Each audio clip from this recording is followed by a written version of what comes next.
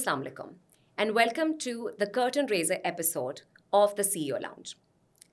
Lucky Motors Corporation, a name that requires absolutely no introduction. Lucky Motors is considered to be Pakistan's leading manufacturing and distribution companies. That comes as a subsidiary of one of the largest conglomerate of Pakistan known as the Lucky Group. It was only 7 years ago, back in 2017, that the company started assembling, distributing, and marketing and took the challenge of bringing South Korea's biggest automotive company, Kia Motors, to Pakistan, and was known as Kia Lucky Motors Group. Later, they changed the title to LMC, Lucky Motors Corporation. And this title shift actually happened because now they were not only South Korea Automotive's distributors, but also had a French addition under the Stellantis group into the family. LMC today is one of the only automobile companies, only automobile manufacturers who have taken up the charge to step into telecommunications as well by becoming the manufacturers of Samsung smartphones. It was only 2 years down the inception that they took complete charge of manufacturing automotives along with assembling, distributing, and marketing. My today's guest is one of those entities that requires absolutely no introduction. And even if he does, I won't be able to do any justice to his scope of work. He has produced enormous body of work, primarily in the fields of business development, finance, and entrepreneurship. He started off his journey with Ernst & Young and was a member of Institute of Chartered Accountancy, Pakistan, and very recently got awarded the Business Enablers Award at their Professional Excellence Award ceremony. At Ernst & Young, he was looking after the audit and assurance function. Later onwards, he moved to Nina Industries, where he was looking after the MIS and finance operation as the general manager.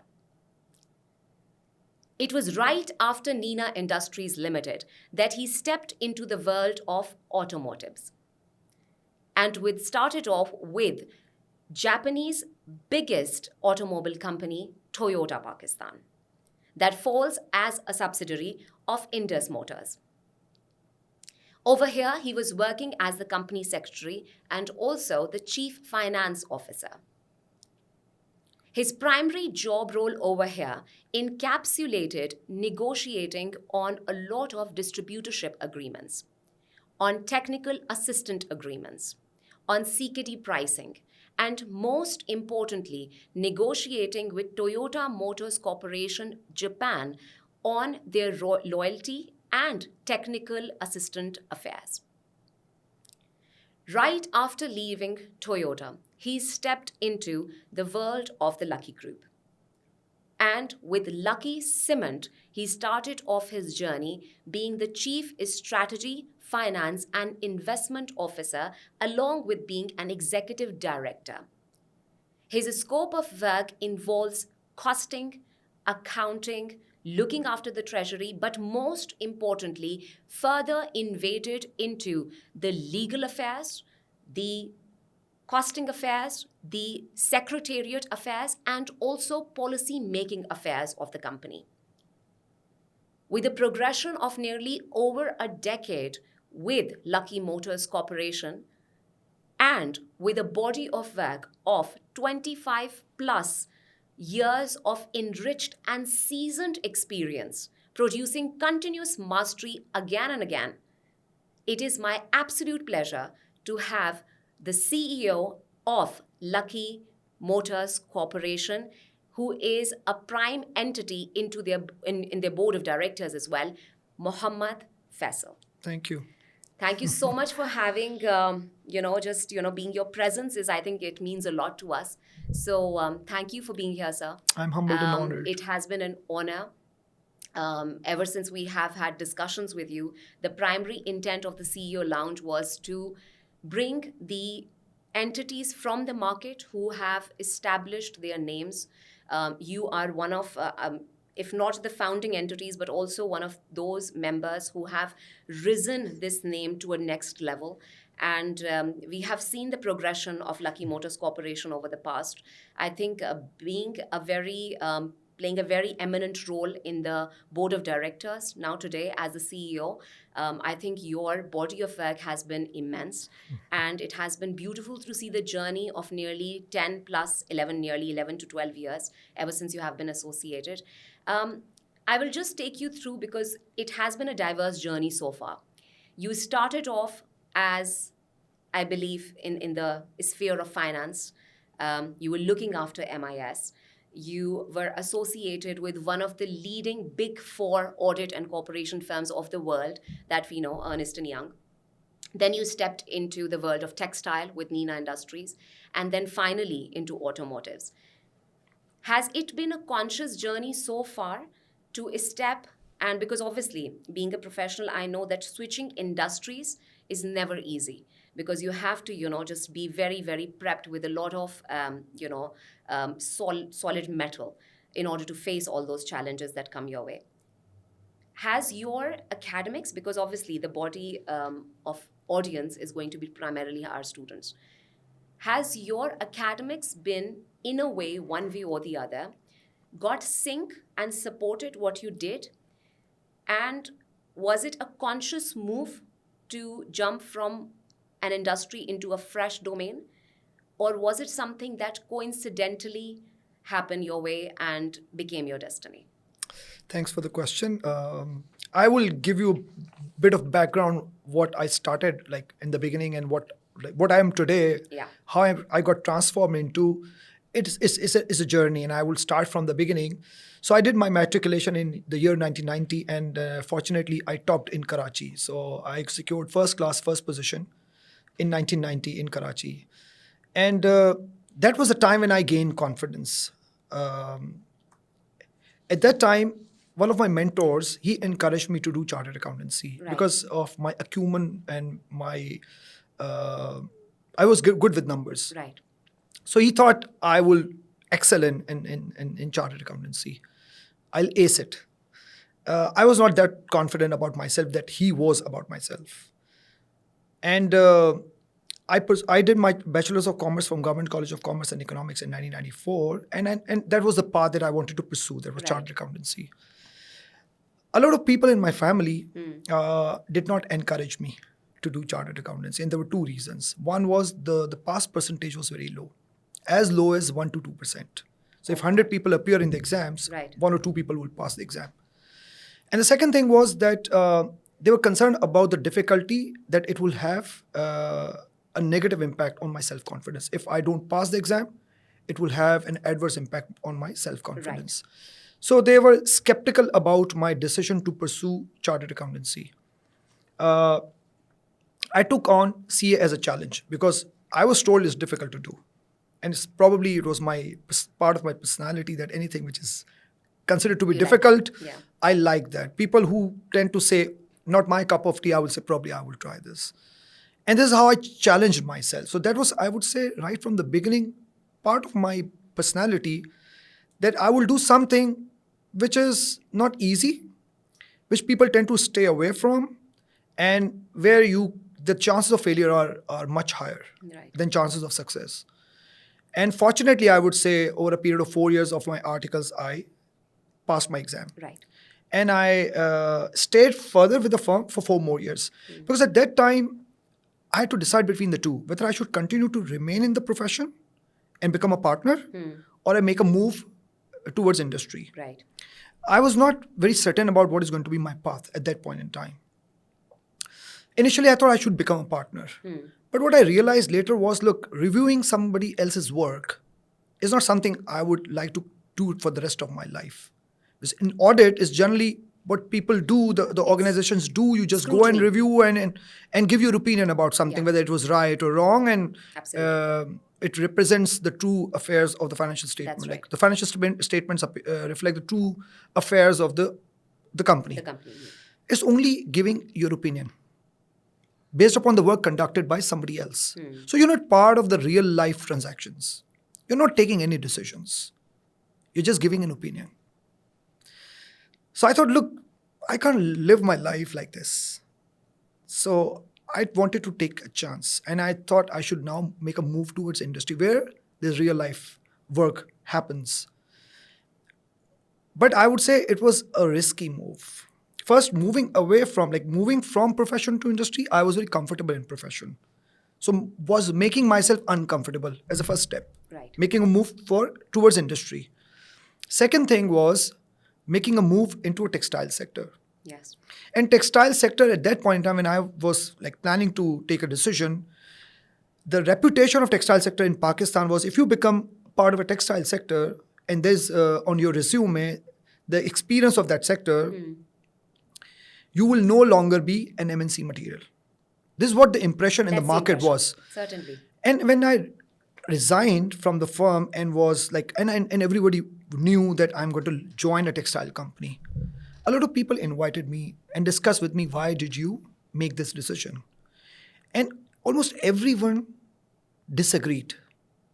Everyone discouraged me Towards textile. towards textile, and for right reasons. I had nothing negative about that. Like it was the impression in the market.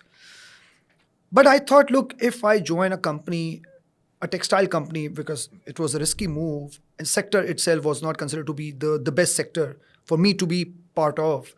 But I chose to move because I thought probably there's something I will learn very quickly in textile, which I probably will not be able to learn if I become part of any other company.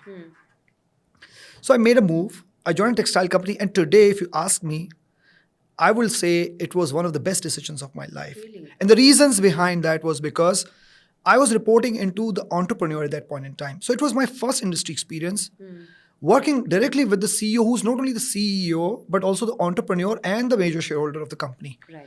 So I learned things very quickly. If I spent, say, a year and 3 months over there, if I'd spent 5 years somewhere else in a typical MNC, my learning would have been almost the same, which I had in a very short span of time by spending a year and 3 months with a textile company, directly working with an entrepreneur. So I was able to fast track my industry learning.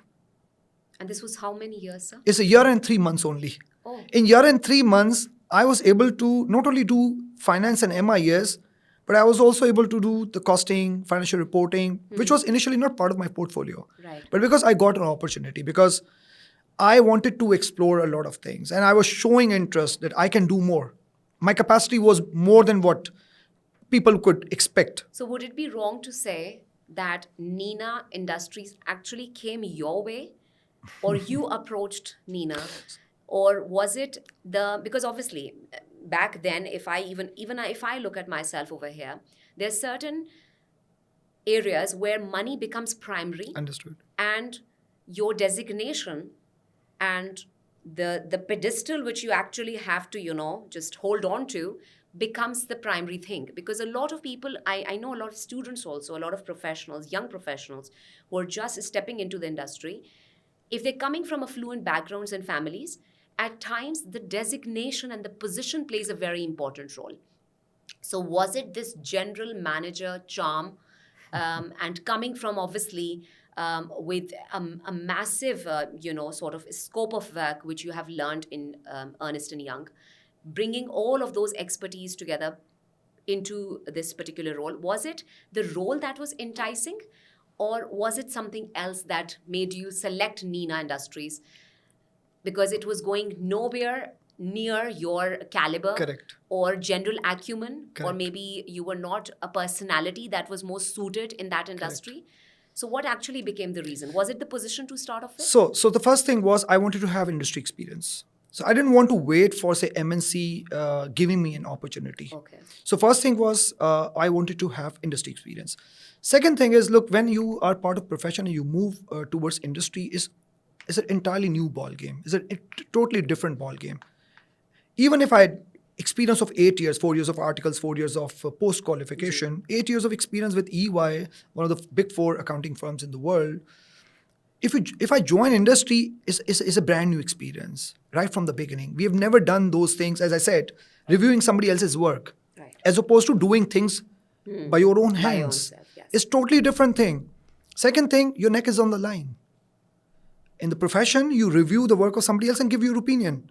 And you can write a lot of things, like you can put in a lot of caveats. Even if you give an opinion, you write a lot of things subject to. Over here, you can't blame anyone. Your neck is on the line. If something goes wrong, you're responsible for that. So my personality was like, I wanted to do things real life. Second, first was real life, second was industry experience, third was, it was not, I wanted to be part of textile sector, but I thought at that time that was the option available. Right. So it was not by design, by my own desire, an opportunity to be grabbed. It came my way and I took a chance. But I would say it's Allah's plan. Yeah. It happened and turned out to be one of the best decisions of my life, as I say. If I had not been part of that organization, I would not have been here today facing you Wow. and talking about all this success story that we are going to talk about. And this experience actually helped me when I got an opportunity at Toyota in Pakistan. Because when I had a year and 3 months experience, which is not considered to be very significant amount of experience from normal perspective, but since that organization was going through a lot of difficulties, like financial indiscipline, restructuring, rescheduling of loans, so I learned a lot of things very quickly. So when I joined Toyota as manager treasury at that point in time, so I stepped down in terms of designation. I was general manager finance and MIS at Nina Industries. Took a cut on my designation. I was manager treasury, but in a large organization, a big organization, number one brand in automotive in the world, and Japanese company and proper Then you systems. progressed also, but then Yeah. So when optically when you tell people that I'm taking a cut on, or like I'm stepping down from that position to a manager position, people will say what kind of decision it is. So I said, look, I think that's a better move. From textile to automotive and becoming part of world's number one automobile brand, part of one of the largest business groups in Pakistan, Habib Group. I thought it was a good decision. Yeah. And whenever I took decision, I took on my own. I consult people, but I take my own decision. I don't take decisions based upon somebody else's recommendations. I will consult people, but at the end of the day, it's my decision. It's the right decision, it's the wrong decision, it's my decision, and I'll stick to it. And I'll take full responsibility. Likewise, I'll take full credit of that as well. So I joined Toyota in Pakistan as manager treasury. Because of my experience, I outshined very quickly. Yes. And since I was lucky enough to have worked directly with late Ali Habib Saab, who was a visionary guy, who was chairman Toyota in Pakistan at that time, I worked very closely with him and I learned a lot of things which I did not learn in the past. Right. It's different dimension, different perspective I got when I was working with them. Right. So I got polished because I worked with first Waqar Sattar Saab at Nina Industries, Yes. then Ali Habib Saab at Toyota in Pakistan. So I was polished by the entrepreneurs right from my career in industry. And I grew very quickly and I became CFO and company secretary over a period of 3 years only. It was a big responsibility at that point in time because I was very young. I was probably 33 when I became CFO of Toyota, a large organization in Pakistan. It was a big responsibility. I was probably not ready, but they took chance on me. I can be very frank with you. I wasn't ready, but they took chance on me because they saw something that I can bring to the table. Like they thought I can develop myself very quickly. I'm hungry. I think out of the box. I am not typical accountant, a typical finance person. I think about a lot of things out of the box and can add value to the business. And my scope actually widened. I was initially CFO, but then I became company secretary. And in addition to that, I was given the responsibility of legal affairs as well, corporate and legal affairs both. So I was not only responsible for the litigation of the company, but also the contracts, the strategic contracts the company was entering into with the brands like Toyota and Daihatsu. So I learned a lot of things. And I would say my commercial sense or business sense, I would say, because I belong to a community called Mayman. Yes. And I think it is part of our DNA. So we we look at things differently from business perspective. We look at the commercial aspect of things. We just don't look at things as is. We look at the different dimensions, the different Certainly. aspects of things. Yeah. It's very easy for us I would say, by virtue of the part of the community that I belong to, we are able to learn things like which have commercial sense, commercial Right. aspect very quickly and very easily. So, and I'm good with numbers. My maths was strong. So I would do number crunching, I would do math, and decide what is the best for the company. So that was something that our sponsors and our CEO at that point in time, Parvez Gayas Saab, they thought I'm the right fit for that role, which was, again, from company perspective, it was a very bold move. For me, from my perspective, it was a very good progression. Yeah. But from company's point of view, if I was not ready, company was taking a chance on me. It was taking a risk. But I think it turned out to be probably the best decision, at least from my perspective, and I'm sure from company's perspective as well. So I grew very fast and added a lot of value. And it's just because of the kind of people I was working with, the legends of the industry and the entrepreneurs. And I reached at a point where I'd say I'd done pretty much almost everything from my perspective in the finance domain, from the commercial side of the business and from the legal and contractual perspective. And I think at that time, I was hungry for something new which I had not done before. Right. Because always I challenge myself. There's no time where I would say I'm settled, satisfied. I will always question myself. I can do more. I'm capable of doing more. I don't know what my true potential is. And it can only be unleashed when you try new things, different things. And as I said, look, I believe in law of attraction. Whatever you think about, those things happen. You think positive, positive things happen. You think negative, negative happens. Certainly. If you aspire something happens. I was looking for something which can where I can be challenged. And there was an opportunity from Lucky Group for the position of CFO at Lucky Cement. And it was a very difficult decision for me to leave Toyota in Pakistan, a global brand, and join a local cement company. You were offered the same position. It was almost the same position. Almost the same. I would say initially it was the position which I would say was a level down. Like from Yes. title perspective, it was the same position. the same, yeah. But the kind of work I was doing at Toyota in Pakistan and the kind of work which was offered to me in the beginning From Lucky. from Lucky, I thought it's not comparable. Right. And based on my conversation with Mohammad Ali Tabasab at that point in time, and I was having this conversation with him on the role. And there was another opportunity, which was Chief Investment Officer role. Because I told him that you will not be able to keep me motivated with this role only, because I've done it.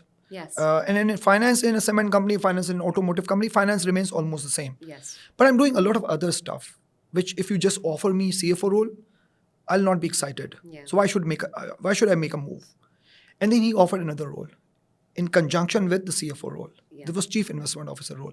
And this Chief Investment Officer role was not putting in money in the bank account, in the T-bills, or in the stock market. It was not that It was kind of actually investment. taking investment decisions. Yeah, so it was like equity projects, not only in Pakistan, but Globally also as well. outside Pakistan Yeah. as well. It means it required project financing also, which I'd Yes. never done in the past. And now I realize that this is something new I will learn here, which I've never done in the past. Yes, I studied that, but never implemented that. And I thought, look, it's worth taking a chance. Yeah. And it was like a self-confidence also that I can do it. I'd never done it before, but I have attitude of like taking on new challenges and making it work for me. He took a chance on me. Again, CFO was okay. I was kind of, I'd proven that I can be a CFO material, but it was not certain that I will work the way I worked as a CFO in the Chief Investment Officer role as well. Right. And again, it was chance taken by another entrepreneur. So entrepreneurs took chance on me, I would say. And I don't know what did they see in me at that time.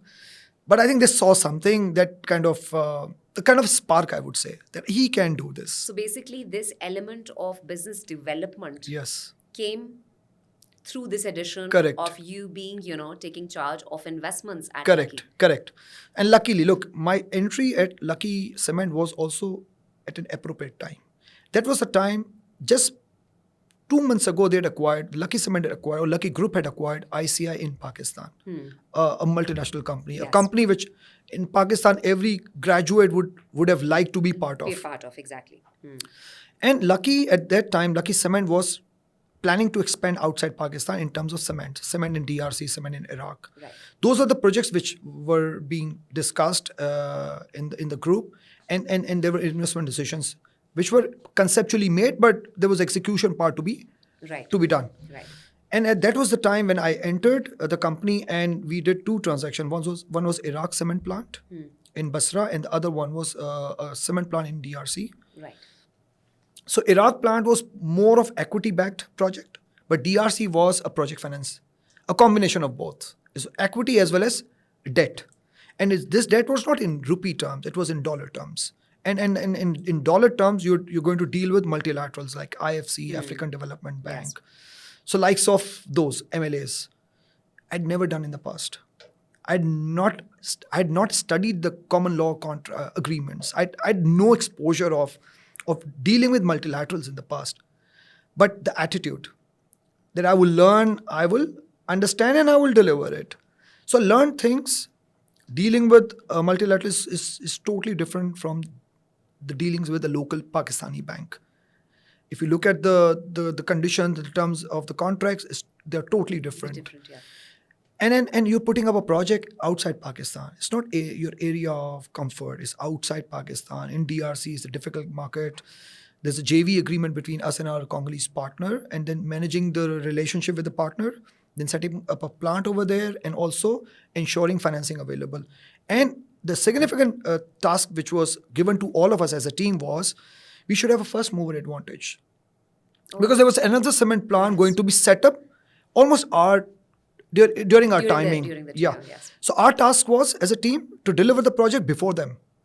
Meaning thereby it's not only setting up the plant, but also you order the plant. For ordering the plant, you need funding for Yes. that as well. So everything was to be done at an appropriate time. And luckily as a team, we were able to deliver that. Wow. So Iraq plant was set up as per timelines. Congo plant was set up as per timelines. We did project financing with multilaterals. It was our group's first project finance transaction. Wow. One of its kind, I would say. And it opened a lot of doors for us Right. for other projects. I said this DRC project was a game changer for me. Because over here, I not only learned the project management, like setting up a greenfield project right from the scratch, Till execution. yeah, till execution, and then an up and running plant. But the funding part, the project finance part, and also managing the relationship with the equity partner. So I was director on the board of the project company. I was the chair of the HR committee, the chair of the audit committee. So I had a lot of responsibility because I was actually responsible for our group's, I would say, stake. Like their stakes have to be secured. So I was responsible to ensure things are going the right way. This gave me all-round experience. So I was, look, finance was my forte. My study was, so my profession was audit. So I did audit. Finance was my forte. Contracts, law, legal terms and conditions, and like contractual arrangements, I learned with the Right. passage of time. This is one thing which I say I'm passionate about. Law as a subject is what I'm passionate about. If I had not done finance, I would have been a lawyer today. Okay. So this is what I call myself. This is probably the God-gifted thing which was instilled in me. I think the audience are not going to relate at all that somebody who's coming from a business acumen, coming from taking the expertise of finance, accountancy, audit, is going to have, a sort of a penchant to step into legal affairs and get into the legalities of multinationals, handling that. Do you, in one way or the other, regard your academic background that created some sort of a nerve in you to take up such courageous decision in future? Do you think that there has to be a sync that needs to be created with the academics and vocation? I have two different views about this. It's a very good question. Look, at times your professional qualification helps you grow in the roles that you're going to take up in future. Right. So I had an appropriate qualification. Like chartered accountancy taught me the number crunching, understanding the health of the business, the profitability part of the business, the impact on the organization of every transaction that we do. But generally, the impression of accountants in Pakistan or anywhere else in the world is generally that they are not commercial people, though they understand it, but they are risk averse. They are not risk takers. General impression of accountants is that they are risk averse. They don't take risks. This academic or professional qualification actually helped me do things very quickly, understand things very quickly than anybody else. It's I would say part of personality also, or I would say my risk appetite. So it's all about what kind of risk you're going to take. Your intellect sharpens. Yes. So everyone has to take some risk. So I took calculated risks. Calculated risk, look, there was bright chance of failure. But I thought, look, even if there's 1% chance of success, I will take it. Even there's 99% chance of failure, it's okay. If there's 1% chance, I will take it. Like I said, given you example of doing chartered accounts. If pass percentage was 1 to 2%, if there's 1% chance, Oh my God. I'm going to go for it. Okay? What's the worst thing is going to happen? I will fail. It's okay. I'll learn and then I'll do one more time. I'll try again. I'm not going to give it up. And until you take chances, you will not know what kind of potential you have and what you are capable of at the end of the day. So yes, this profession, this study helped me in transforming into what I am today. But at the same time, I would say my risk appetite was much higher than my qualification support that I have, because I want to take chance. And I didn't want to settle on just, I've done CA, I will settle at CFO level and that's my bigger aim in life and that's it. That's not going to be something I'm going to settle at. So I wanted to learn entrepreneurship. And I can only learn if I go outside my comfort zone. That's right. My comfort zone was finance. My comfort zone was audit, compliances, understanding the contracts, terms and conditions, commercial aspect, commercial business acumen. That's given. What can I do to become a leader? A leader. And for that, you need to have a 360 view of the entire organization. Do you consider yourself, sorry to interject, but do you consider yourself as an anomaly amongst all your peers of chartered accountancy? I'm probably an outlier. Because, like you mentioned, that, a lot of them are, and I completely agree that, that comes as their second nature to avoid or to minimize risk, to avoid it, to hedge it. Yes. But you instinctively were an anomaly. Yes. Were different. Yes. So in my peer group, I would say in my colleagues, probably I'm an outlier. People think 10 times, maybe 100 times before they take these kind of decisions, which I took, because they want to be secure, safe, risk averse, complacent. They are okay. They don't aspire a lot of things. Probably I aspire a lot of things, and when there is a risk to return, there's a risk as well associated with that. So if you take a chance, if you make a move which you're not even aware of whether it's going to be successful or not, you are exposing yourself. And not only you're exposing yourself, there are a lot of people associated with you that you're exposing them as well. Yes, certainly. So it's not an easy thing to do. But as I said, I like it. somehow I like things which are not normal, which require courage, which require going extra miles, even burning midnight oil. Like when we did this project, so I'm going to talk about the automotive project that we did. So what happened, We did the Iraq project, then we did the Congo project, and alhamdulillah, everything went as per plan. Perfect. And I would say this DRC project was not only a great project for me from learning perspective, but also a great project for the group. It was an expansion, a big expansion outside Did Pakistan. the second movers joined in later? They started off 6 months after us, but we got the advantage, Yeah. and that was the biggest Flag objective. bearers. Yes, the first mover advantage. Excellent. And look, as I said, when I'm done with something, I think about what's next. Always. And I think Allah's plan. Something pops up. A new opportunity. Excellent. A new option. So Kia was looking for parties in Pakistan for their re-entry. And they knocked our door as well. Will you be interested? It's not you are going to be our partner. Okay. Will you be interested to be evaluated? Say 1 out of 9, 1 out of 12 parties. And our group said, okay, we are not in automotive at all. We do not have experience.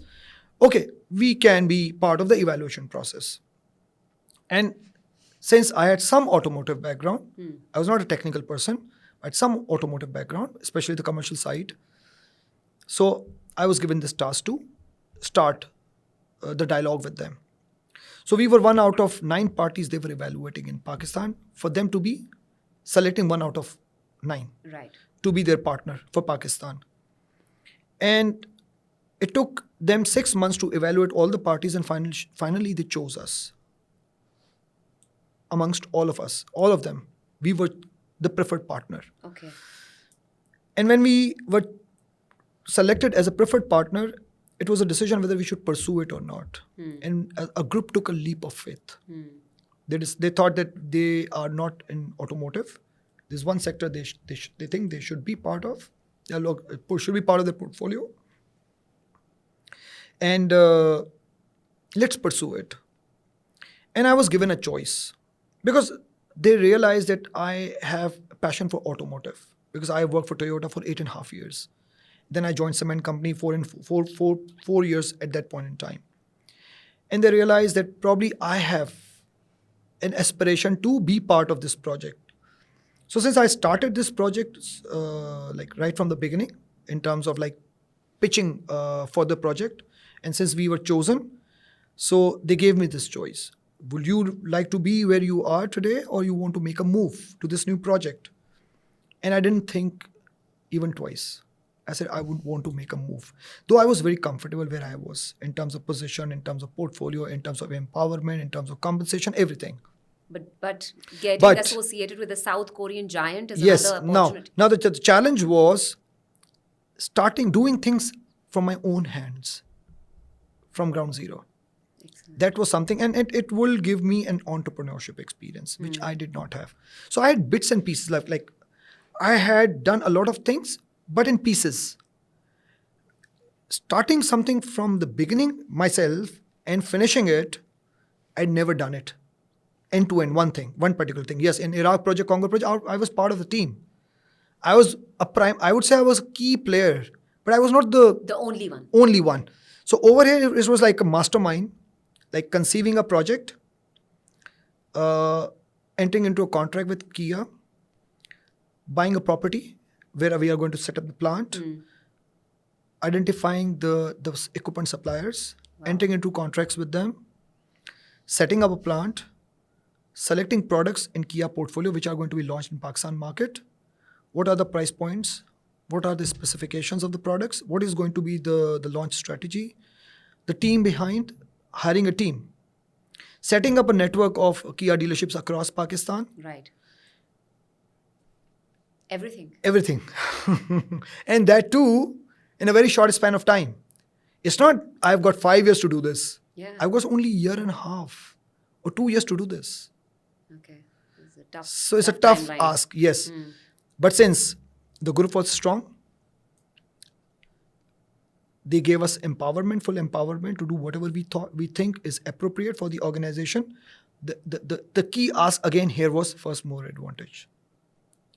So we were running against time. Yes. So we were the first company in Pakistan who had gotten at that point in time category A greenfield investment status amongst all new entrants. So under auto policy 1621, we were the first new entrant who were given category A greenfield investment status. So our application was made the first, our case was approved the first.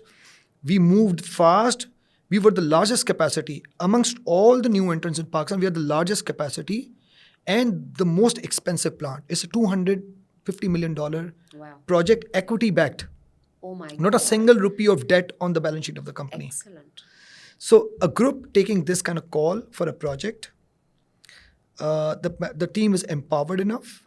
We hired young breed. We didn't go for old people. Right. We went for young people who are obsessive, who want to do things, who are willing to Hustlers. take chance. Yes, you are willing to take chance. You are willing to take risks. They are willing to even fail, but they want to do something. Something for them, for their own, for the country, and challenge the status quo in the automotive sector in Pakistan. Be part of that journey. Yes. We're going to challenge the status quo. And luckily, because the intentions were pure, the effort was 100%, the sponsors behind was very strong, and they gave us every weapon to make this project successful. And it was only execution after that, because we planned everything. Now it was execution. So we did execute everything as per plan. And luckily, when we launched Kia Sportage, it became a success story in Yes. Pakistan. Yes. So we are the only player in Pakistan who have sold the most number of cars as a new entrant over a period of 5 years. Yeah. We're the only player in Pakistan. And after Kia, it's a success story. Peugeot, which is a European brand, Yeah. they approached us and they wanted to be they were willing to pursue partnership with us, and we shook hand with them as well. With Kia's success story, Samsung got excited. And again, we were one out of 9 parties. Samsung was evaluating in Pakistan. It's not by default you are my partner. We will evaluate you as 1 out of 9, like we will evaluate anybody lot of else. due diligence going Yeah, into so it, we will yes. meet all of the potential parties. Yes. Whoever is we believe, like Samsung says, we believe is the best party we will do We are going partnership to- with. yes. And luckily again, we were chosen as the preferred partner. The name says it all. Lucky. So, Yeah. and again, as I said, this plant was set up in a year and a half, like 18 months. The automotive plant in Pakistan was set up. The capacity of 60,000 plus vehicles on a double shift basis in 18 months record time. Never happened before in Pakistan. The Samsung facility was set up in 4 months record time frame. So, state of the art facility in 4 months time frame. So who would you, I mean, this has been amazing. I mean, because we have been following the success story, and that is where I, was giving you a lot of credit for it, because even though you belong to, you're not one of their primary founding members, but now you have your very important say in very strategic matters that the company is looking into. What would you regard, now knowing this organization for over a decade, what would you regard it cannot be coincidental. It cannot be something that, one after the other, they are sealing one of the biggest multinationals, bringing in international bodies, collaborating with them, introducing global products, stepping into out of their comfort zone. You mentioned because obviously as a conglomerate, they're very rooted when it comes to the cement category, and then stepping into automotives, and now stepping into smartphone category. What do you think, according to you, and speaking from the level where you are one of the BODs and the faces, you would regard as, this organization has played its role in these factors, Adila, that, which has helped it reach that level? What has it been the resources, the people, a lot of, a very enormous body of work that they have produced? They have learned from the failures, because there have been a lot of dips in the road also over the past, and there have been a lot of comebacks. So what would you regard has been one factor that became the mascot when it comes to, creating such a massive and enormously enterprising portfolio? So there are 2, 3 things. One I will emphasize more on. First of all, the risk-taking approach. That they think without taking risk you cannot achieve anything, and that's true. Like if you just maintain status quo, you remain conservative, you will not expand. They invest when the time is not right. The group invests when the time is not right. When people pack up, they invest. When people think, no, this is not the time to invest, this is the time they invest. Second thing is their attitude. They do not micromanage, but they give you resources. So a group hires resources which are related to a particular industry that they are entering into if they do not have experience even of those industries. So a group has experience in textile, group has experience in cement, acquired ICI, which has got 5 different businesses, power sector IPP, did not have experience, entered into that. Automotive did not have experience, mobile phone did not have experience. So they hire the people who know the business, the right people, horses for courses, right people for that business, and then they give empowerment. They do not micromanage. So they give, like, they are witty people. They give advices. They give ideas. Like they challenge us. If we go to them with some ideas, for example, that we think it is going to work, they will challenge us, not because they know the industry, because of their experience, how things happen or what had happened in the past. They can relate to a lot of things. So entrepreneurship, I would say, guidance, risk taking. So they take chances. They will be willing to make moves which people will be scared of making. Those moves, they will be very comfortable making those moves. Right people and guidance to the team that is responsible for. They do not micromanage. But at the end of the day, look, when you are given the responsibility, comes accountability, right? If you are empowered and you have given the responsibility, then there's an accountability as well. So as long as you are doing things with pure intentions and you are giving your best shot, it's not a lukewarm, half-hearted shot. You have to give your best shot. Results can be contrary to what you had envisaged at the beginning of the day. There's a possibility, and many times it happened. Then what you do? You revisit. What did you do? What went wrong? How can you fix it? And you go back and change things. But it's not that if you made a mistake and everything is like fallen apart. Now, you cannot salvage that. So you have to recover from that. Right. It's not like you're just crying over that.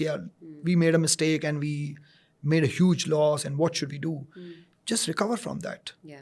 And make it work.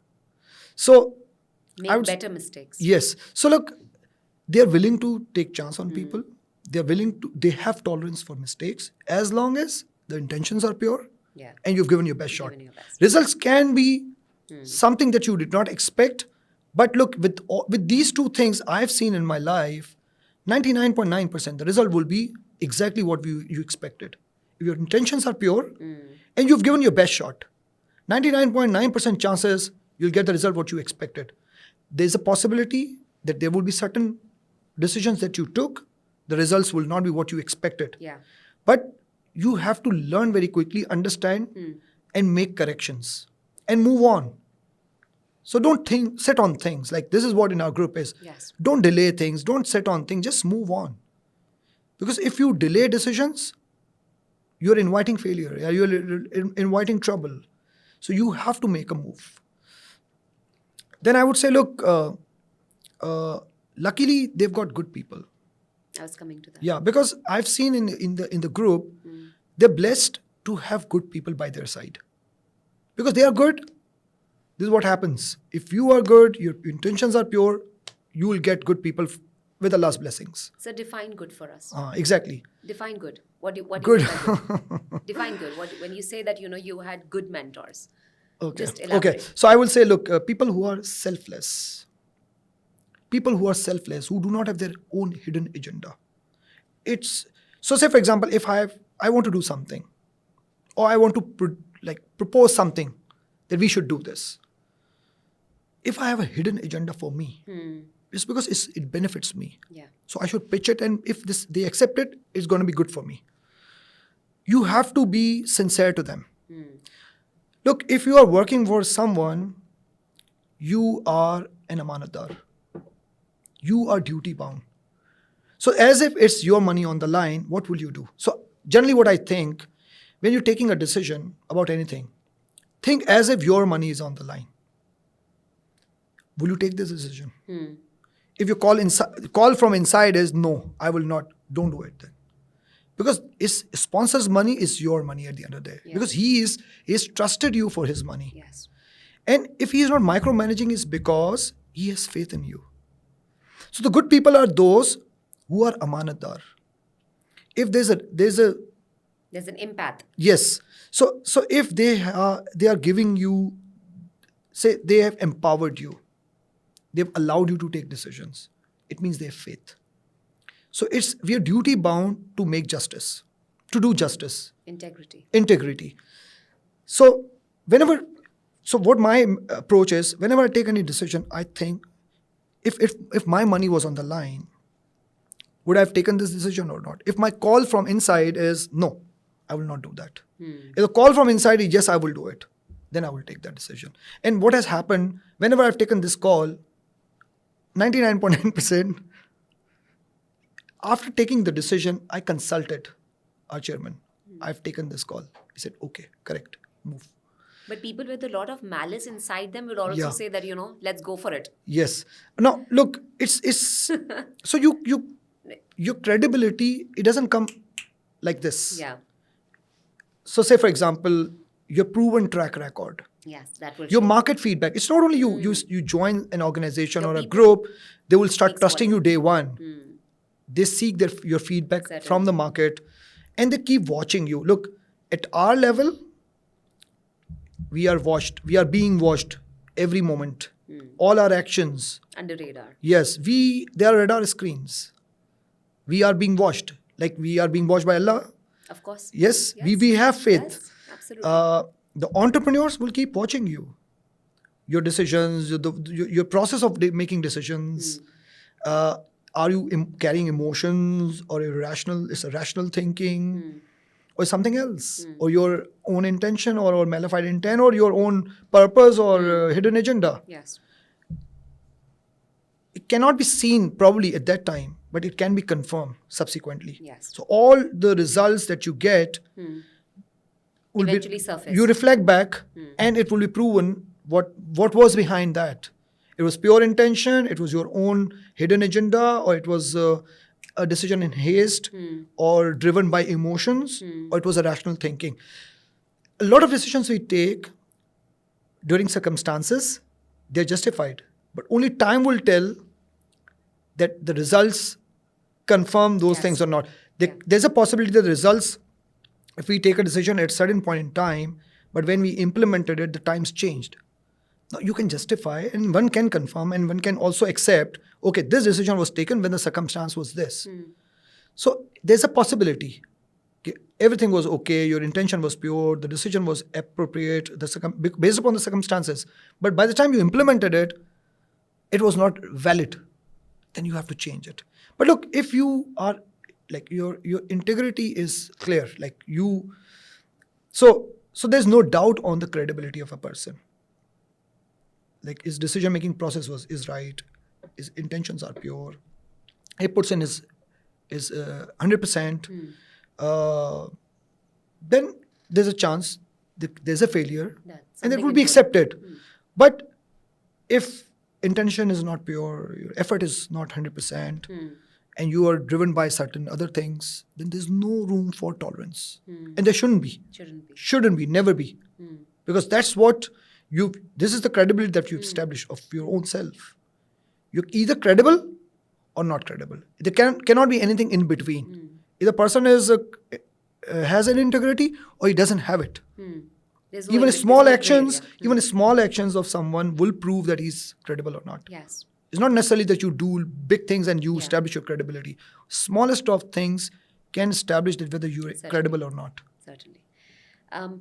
So there's certainly no gray. And there's certainly, I think, there's not going to be any doubt in your um, detecting ability when you are selecting your human resource also. Which brings me to my next question, which is primarily, it's going to evoke a lot of interest in the audience as well, because they very actively are screened by employers out there. Now, you being in that position where I believe you are also having your say in the hiring decisions for the organization. If I may say that, when you're screening young talent, what are the 3 to 4 essential traits that you might be looking into? Now, they can be coming from diverse disciplines. And depending on that, like you mentioned, horses for courses, you will be obviously putting them into a certain niche, into a certain segment in the organization. But what exactly will be those essential traits and attributes which you think that, I won't be able to do without if they don't have that? Irrespective of their background, or if they, because obviously that, if you have to hire an engineer, then obviously it has to come from a certain craftsmanship, right? But that is there. What are the other? Do you think that, if I have to hire somebody at a top tier position, because a lot of our students are coming from very introverted personalities, they're not enterprising, but they can definitely, I keep on telling them that these skill sets are like habits, they can be developed, they can be worked upon. Correct. And we live in a very ancestral world. It's a constant hustle to furbish yourself, to polish your craft. What exactly would you recommend, and that would go as an advice to the audience also, that these are the core essentials that they have to, just swear by? So look, when we hire somebody, like say for example, entry-level position, which is trainee engineer or management trainee or law graduate, for example. So like one thing is, look, they've studied something. With the entry, like this, there's a checkbox, first checkbox to be ticked. Like they've studied something, and there's a basic requirement for entering, like to be eligible for the interview. Certainly. So I'm not going to talk about that. So that's the basic requirement. So when they come across, what I see generally is the kind of energy the person is carrying, attitude, how honest, like not exactly I can say is honest or dishonest, how frank, how open somebody is when asked a question. At times you ask question and people feel as if I give answer what I expect him to, probably I will not hire him. Like say for example, if I interview somebody and I say, okay, are you going to be around in Pakistan, or you will be willing to pursue something outside Pakistan? And some people say, okay, if I tell him that I'm going to pursue something outside Pakistan, he's not going to hire me because he will feel as if I will fly anytime. Yeah. But I will take it from different perspective. If he says, I will, say 2 years from now, I am pursuing something, I will appreciate it.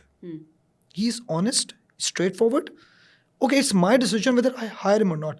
But if he says, no, I am not pursuing anything, and 6 months from now, he turns around and says, oh, I'd applied for, say, something, and I was given a call, and I did not have any idea at that point in time when you were interviewing me. So I didn't feel appropriate to tell you about that.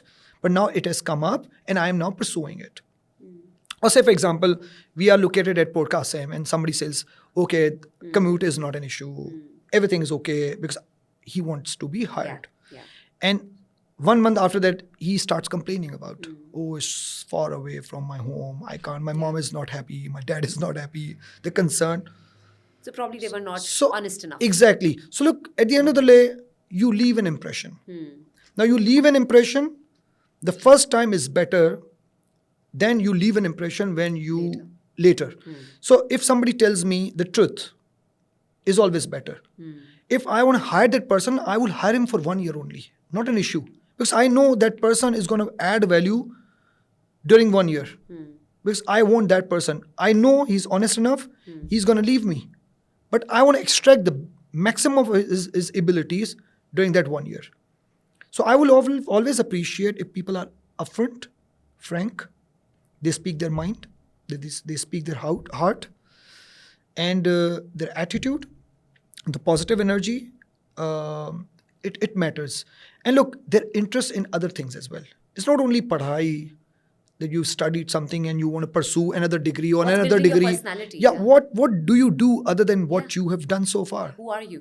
What occupies, like what keeps you busy the entire day other than the work or maybe study? What else do you do? Do you read books? Do you watch movies? Do you travel? So do you do play sports? What do you do? So that's also very important. Yeah. How do they keep themselves busy, occupied, and learn new skills, new things, which can take them like compared to others notches above. Yeah, of course. So this is what I generally All right. look at the people. Generally, these are the certain things which I consider important. When it comes to our students these days, unfortunately, it's a dilemma that earlier, back in my days also, we used to deliver first and we used to expect later, you know. So all these perks and benefits, so I was in a rush to, deliver that, just make me deliver first. Correct. Let me produce the results and then, money or other essential perks Correct. or the fringe benefits will come as a byproduct. It's the reverse, unfortunately, in today's generation. Understood. They have become a bit too demanding. And coming from you would serve my purpose also, because I keep on, coaxing them and training them and helping them understand and, just trying to constantly build their mindset in a certain way, that they need to learn to deliver first. It comes across that, what am I going to get first? Tell me. So this demanding nature is now becoming a bit of a, obstacle for them to find the best employer for themselves. And it does, because employers are very open to us. That, Adila, we need the drive. And apparently, even if they are distinction holders, even if they are acing and they have excelled in terms of, their academic performance, but if they are not driven enough, now then that becomes a huge question. So one question is that how to curb this? What would be your, advice to them? Either give them some sort of an ultimatum that, this is eventually going to happen with you if you are going to keep that kind of a mindset. So in order to help them change this mindset, and become more driven, because obviously I think monetary gains have become very important these days. And I don't blame them. Obviously, if they're putting in the hard work, then they should get the compensation. But during the first few initial years, and I'm talking about, when I talk about this, I'm talking about interns. I'm talking about first-timers. I'm talking about, novices, very, very fresh inductees. They question, who might having a clean slate in terms of their work experience and, a sort of practical skill set. So what would help, and including me also as professional, what is going to help our mindset to move it away from the materialistic aspect of our performance and focus more on the performance first, and then understand that patience play a big role. Secondly, we are very fascinated with big personalities like yourself. Combine this with the hustle that you have gone through in your life. And if they want to reach in future at some point, if they're lucky to reach your level, what is your day like? How is your day sort of mapped? It's designed. When do you wake up? What do you do throughout the day? What are your interests that you consume yourself with? Because you certainly asked about their interests, and this comes across as a very dead question. Because obviously, right after university, if they're not traveling, these students, then they might be completely, submerged into their cell phones. So Yeah, and obviously there's no harm in exploring it, and just gadgets play a big role in educating ourselves also. But what is the day in a life of a CEO like? How does a CEO lives? So this is exactly, I think, what my students and a lot of us, me including, would love to know. Okay, thank you. The two questions that you asked, one was the compensation versus the performance, Yes. and the other one is what should they do, like how, like say for example, what is the kind of schedule like I have, and what could be their schedule, for example, like relative terms mein. So look, I keep telling everyone, you don't chase money. I keep telling everyone, don't chase money. Money will chase you. Not everyone understands this, unfortunately. So I'll give you my example. When I left, this is the example I keep giving almost everyone who happens to be across, like during a discussion with me, at times when they are arguing about leaving the organization because they think they are not well compensated, or maybe some people who are not willing to accept the offer because they feel is a very low, and from their perspective is a low number. I keep telling people and keep giving my example that look, when I joined Nina, my compensation was good in industry because textile used to pay big buck, More. Yeah. and the position was also good, and my car entitlement and my fuel was unlimited. I keep telling everyone this thing. This is the reality, that my car entitlement at that point in time was better than the car entitlement of my peer group. My fuel was unlimited at that point in time when I just joined industry. Unlimited fuel. Wow. Even today, if you ask me, there's no unlimited fuel in the Yeah. organization. Even I have a limit. Yeah. There's unlimited fuel for me. So at times you're spoiled also. They give you a big car, they give you unlimited fuel, they give you a very attractive designation. And by unlimited, you mean there was no check and balance? There was no cap. There was no check and balance. There's no check and balance. There's no check. There's no cap. I can use as much as I want.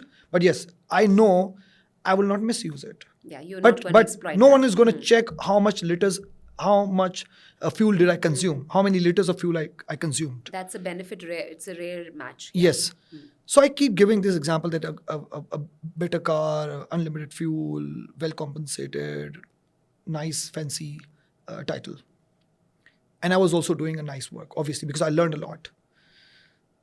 When I joined Toyota, after working a year and 3 months, I moved almost at the same level of salary that I was there at Nina. No jump. And one will argue, why will you shift an organization where you did not get any increment at all?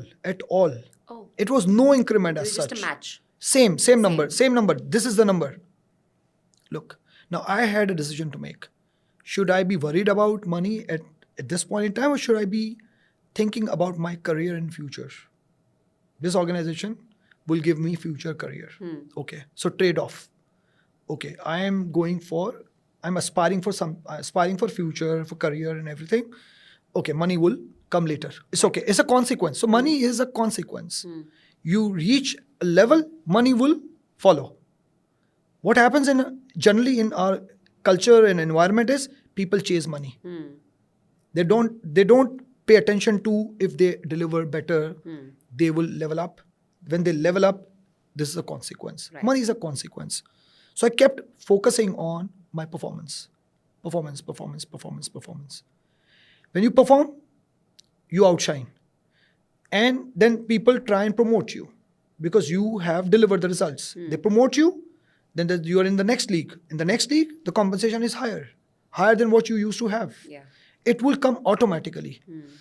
So I keep telling also a lot of people that when I was a CFO at Toyota, probably I was the lowest paid CFO in the market at that time. Okay.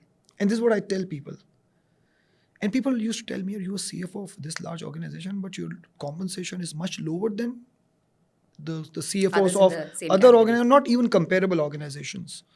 I said, look, it will come at an appropriate time. Yeah. If I rush it now, It won't come. it won't come. And I have a faith, and we all have faith. Whatever is given, whatever is Allah written for me, Yeah. it will come to me no matter what I do. At the best time. And if it's not going to come to me, it's not meant for me, it's not going to come whatever I No do. matter how No matter how desperate I hard get. how desperate I am about that. So I have faith first. Hmm. Second, I believe in performance, and then there's a consequence. So whenever I was elevated, money automatically came. I never chased money. Yes, I always chased the goal, end goal. What is my destiny? What is my next level? Where I want to be? That was what I was chasing, not the consequence. I shouldn't be worried about what is going to come. It will come automatically when the time is right. So did you go through in those moments of frustration and No, episodes never. of frustration? Never. Probably I think I'm satisfied. How? Because that is what, because these students, then they, obviously, and they come up with reasons and I rationales. understand. And they say that it's a need. It's I know, a need. I know. We want it. I I mean, know. we have. So what you do, look, So I'll how be to I'll be frank with you. tweak Look, that mindset. yes, look. When you have this budget, you'll remain within this. When you have this budget, you'll remain within this. So when I was earning this much, my budget was this. I never thought of things beyond my budget. Where we actually experience problems is where we want to spend more than what we earn. And we are in race. We feel that my neighbor or my colleague, he is driving a fancy car, a better car than I am driving, or maybe he is living in a better house than I am living in. You or will never he's be satisfied. So you will always complain. You'll always complain. You'll always compare yourself. You'll always complain. So one thing which I've done for myself, I never compare myself to anyone else. I feel I'm in a different league. Somebody else is in a different. Okay, he is living in a better house than I'm living in. He's driving a better car than I'm driving today. Even I'm at a position, he's at the same position, maybe lower position, but earning better than what I'm earning today. It's okay. Allah Ta'ala ने उसके लिए ये रखा है. उसको ये मिलना है. Like he will get it. But if I compare myself to him, then I will always complain about myself. And I will never be satisfied. Yeah. And this is the race that you will never win. Never win. Never win. You have to satisfy yourself. Okay, whatever is for me, whatever Allah has given me, He's given me more than what I deserve. First of all, you have to believe this. What has been given to us is more than we deserve. First of all, even this intelligence, this capability, Everything. it's given by Allah. It can be taken away Anytime. in seconds. We are nobody. It's the blessing that Allah has given us. We cannot rely upon that. Probably that is what is missing. The attitude of gratefulness. I Attitude to gratitude. Correct, gratefulness. So we are not satisfied, we are not grateful, we are better than many in the world. What Allah has blessed us is we are better than many. But if you start comparing us to others, then that's where we become ungrateful, and where there becomes then complaint, like we start complaining and we are never satisfied. And this is a race we are not going to win, and ever. So first we have to be satisfied. Right. And then obviously, whatever is our budget, we should be within that. We shouldn't cross that. When we start doing it, when there's a trap, then we start borrowing, and then we start doing things which we should not be doing. Because generally when people are trapped, they start doing things which are not ethical. Then only they do things, because they have to manage the situation. And when you have to manage the situation, you will find a way. It is human nature. So be within your limits. But then what about dreams? That's it. That, Yeah. Should we kill our dreams? No. As I said, I looked for something. My destiny was a position, or maybe a career, or maybe different aspirations. I chased those. But I accepted my current state. I accepted my current state, and I was looking for something else. Right. When I graduated into those positions, then I got it. Now even today, I'm thankful to Allah. I'm grateful. Whatever He's given me, I don't deserve it. And He's given me more than my capability and capacities and my desire. I don't deserve it. I think that's the secret recipe. Yes, That we is- have to be satisfied, Yes. grateful, and what is meant for us will reach us. our job is to put it. It doesn't mean that I shouldn't be doing anything and what is meant for me will come to me. I have to make an effort. I have to put in an effort. Show up. Yeah, I have to show up every morning. I have to show up. Yeah. And put in 100%. So if I do justice to my work, which I call amanat, my faith is I'll get it. Because I did not do cheating. I did justice to my work. There will be a lot of things will come our way, which are shortcuts. People will try and divert your attention to certain things. It happens. Now it's your value system that you accept it or you reject it. So there's I keep telling this thing and I'll try in Urdu. Okay. Hazrat Ali ने एक जगह किसी को अपना घोड़ा ज़रा रखवाई किसी के पास. मुझे सही याद नहीं, बट जो थोड़ा कॉन्टेक्स्ट मुझे पता है कि मैं किसी काम को निपटा के आ रहा हूँ, ये ज़रा और घोड़ा संभालना. वो बंदे ने ज़रा ली और जाके मार्केट में बेच दी. हज़रत अली जब वापस आ रहे थे तो उन्होंने रास्ते में सोच लिया था कि मैं इसको 2 दिरहम या 2 दिनार दूंगा. जब वो आए तो बंदा नहीं था और ज़रा भी नहीं थी. हज़रत अली मार्केट में गए घोड़े को लेके और पूछने लगे कि मुझे ज़रा चाहिए. उनको वो अपनी ज़रा एक दुकान पे मिल गई. उन्होंने पूछा कि ये ज़रा चाहिए मुझे, कौन देगा? बोले एक बंदा अभी 2 दिरहम में बेच के गया मुझे. हज़रत अली ने फरमाया कि मैं उसको हलाल का 2 दिरहम देना चाहता, उसने हराम चूज़ किया. It will come to you. You choose what's best for you. And it came to you, either this way or that way. It will come to you. You chose the channel. You choose the channel. And look, if you do the right thing, you sleep well at night. Yeah. You don't have to worry about anything. Peace wins everything. Exactly. At the end of the day, whatever you earn, whichever car you drive, in whichever house you live, at the end of the day, are you having a peaceful sleep or not? You are satisfied at the end of the day that I've earned using the right means? Or you're restless.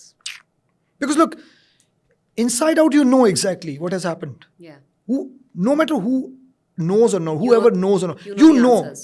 You know yourself, where did you earn this from? Yeah, you have the answers. And look, our belief is, if we apply the wrong channels or I would say illegit channels, then this money will go away, and you'll see a lot of things which you would not want to see.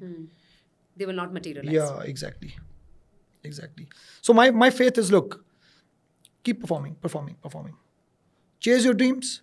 Don't kill your dreams. Aspire for big things. Yeah. Dream big. Always dream big. And work for that. Yeah. But money is a consequence. It will come to you. Sooner or later, it will come to you. And you will, and it's always important that when you earn it, you feel it differently. Yeah. It's given to you and you don't deserve it, you'll not enjoy it. Yeah. When you earn it, it comes to you, you'll enjoy it. So earn it first. You earn it. And it seems more. Exactly. Even if it is less. Exactly. At times. Exactly. Yeah. And then I've seen in my life, a lot of things I expected to happen before time.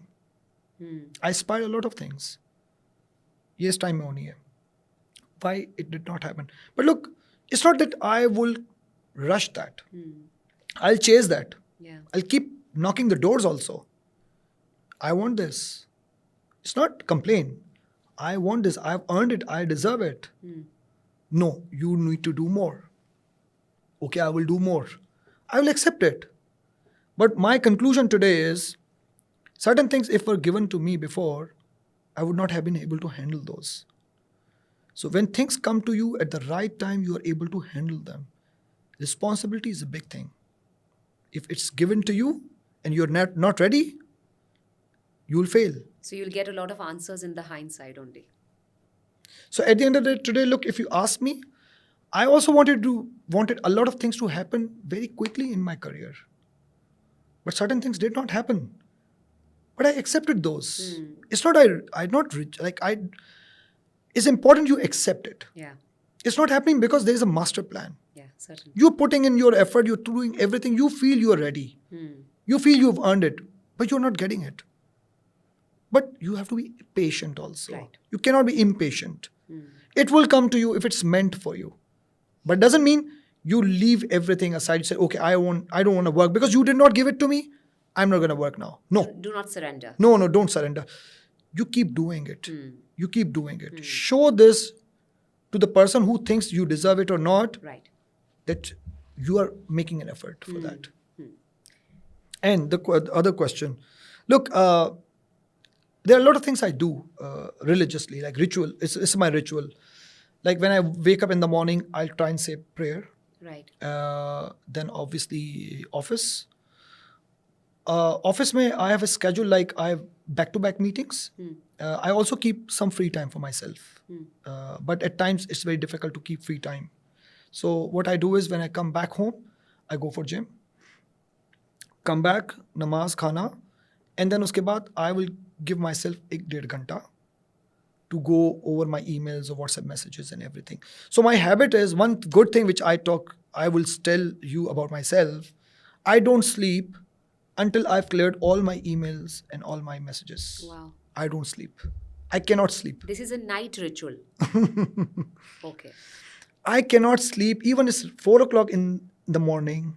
If say I was traveling, I came back late at night. For example, I was busy somewhere else for dawat or something, and I couldn't pay attention to my emails or WhatsApp messages.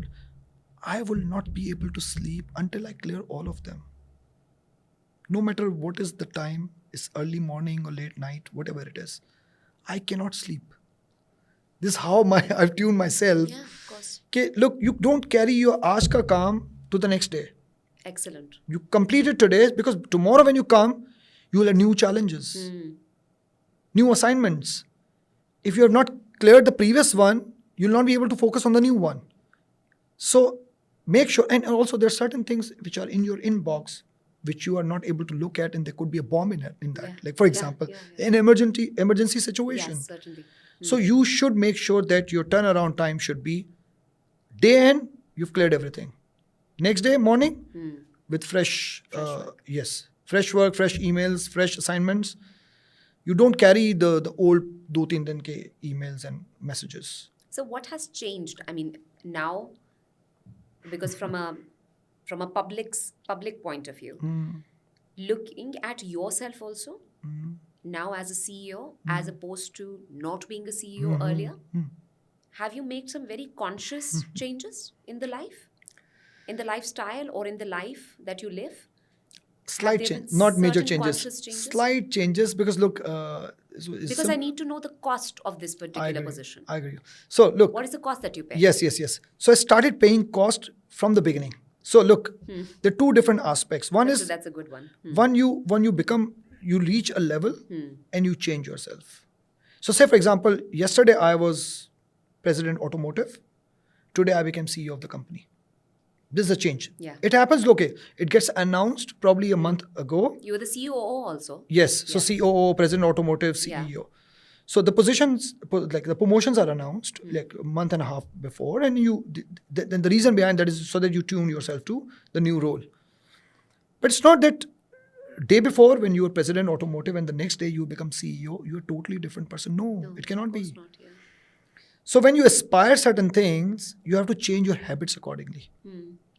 The way you talk, the way you engage, the way you treat people. It should be your daily, it should be the same. Whether you are a junior most person in the organization or the senior most person in the organization. The way you talk to people, the way you treat your people, whether it's a janitor, as a tea boy, as a chowkidar, it shows a lot. The top guy, everyone respects, right? The junior most guy, janitor, not everyone will respect. But if you respect him, that will show that how respectful you are. Yeah. बड़े बंदे की तो हर बंदा इज्जत करता है, right? Yeah. छोटे की इज्जत करे तो पता चलेगा, right? But there's a lot of intimidation that comes from CEOs and their personalities. When I met you, that level of nervousness actually eased a little, because I was like, okay, he's one of the most, easygoing, relaxed CEOs that I have ever witnessed. So I think you yourself has worked on not, sort of reflecting upon that intimidation towards others. Look, people should be comfortable talking to you. At this position, what I've seen is most of the time people are scared of dealing with this position. Yeah. you do miracles if you make yourself easily accessible. At times you will say, okay, if you're easily accessible, then you lose your value. I don't believe this. Yeah. Yes, obviously,